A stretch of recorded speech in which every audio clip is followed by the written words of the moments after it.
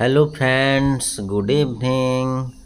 आपण मैंने गोटे संबलपुर गोटे सुंदर दृश्य देखा चाहते कि संध्या समय बुलवाई गोटे बेस्ट जगह अच्छी। आपण लेफ्ट डाइव जानी थे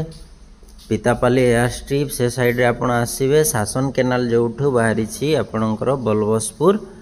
सेठी आपण पहुँची जीवे ठीक संध्या 4:30 ରୁ 5ଟା आड़क आपड़ देखिए एमती सुंदर दृश्य देखु नदी रे लोक जाल पकाउथिबे डंगारे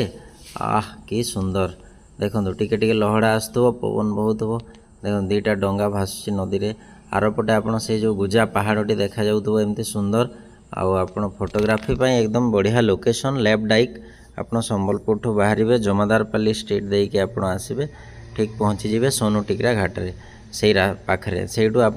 पलि आसबे आकू जो शासन केनाल जो बाहरी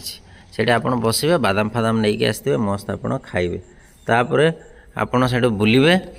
आउ पूरा रोड रे आपड़ ड्राइविंग भी करें। देखु ये जो संध्या समय भ्यूटा केते सुंदर होती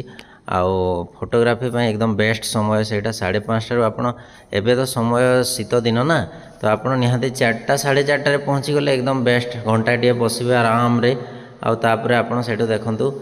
लोक से शासन केनाल जो बाहरी एक्चुअली तल को ओह्लैवाटा मना किंतु यही जगह देखु आपड़ पत्थर गुड़ाक अच्छी गोड़ खसी भी जापे तथापि लोक ओह्लै पड़ती तो आपण उपरे बसवे आराम रे बादाम नहीं कि गोटे गोटे खाइबे कथबार्ता हे सांग सहित आसबे फोटोग्राफी करेंगे वीडियो करेंगे रील्स करेंगे